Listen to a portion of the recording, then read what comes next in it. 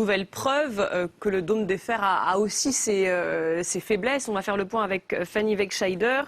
Comment fonctionne spécifiquement donc ce dôme de fer, Fanny? Eh bien, il fonctionne en 3 couches. En fait, c'est un système de défense israélien qui est en 3 niveaux, selon la menace. On va voir matériellement à quoi ça ressemble. En fait, il y a 3 étages. Le dôme de fer en bleu ici, la fronde de David en jaune et la flèche. La flèche, c'est le système avec le spectre le plus large. Il permet d'intercepter les missiles balistiques sur une longue portée, 250 km. Il peut même monter jusqu'à 100 km d'altitude. Il permet aussi, pour la dernière génération, le Arrow 3, qui a été utilisé pour la première fois en novembre dernier, d'arrêter des missiles chimiques, biologiques, nucléaires. Il permet même de dévier sa trajectoire pour pouvoir intercepter des missiles hypersoniques manœuvrables.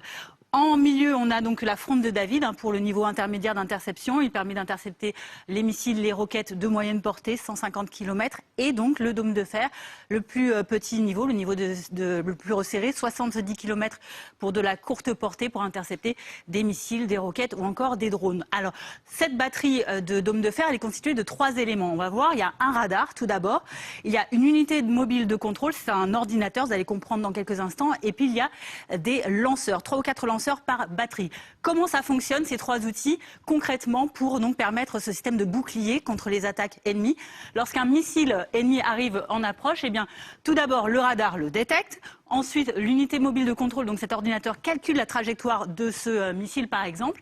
Et ensuite, eh bien, le lanceur lance des missiles intercepteurs Tamir, donc qui arrivent ici et qui interceptent et qui font exploser donc ces missiles.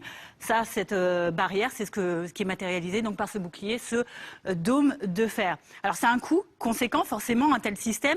Le système complet a un coût de production de 100 millions de dollars environ. Rien qu'un seul intercepteur coûte 40 à 50 000 dollars. Et les États-Unis participent depuis quelques années au financement du dôme de fer à hauteur de 3 milliards de dollars. Quant à son efficacité, à ce système, eh bien, le gouvernement israélien, l'armée israélienne ou encore la société Rafael qui a participé à sa conception certifie qu'il est efficace à plus de 90%. Mais c'est remis en cause par certains scientifiques et experts qui déclarent que ce dôme de fer n'intervient que sur les zones civiles urbaines.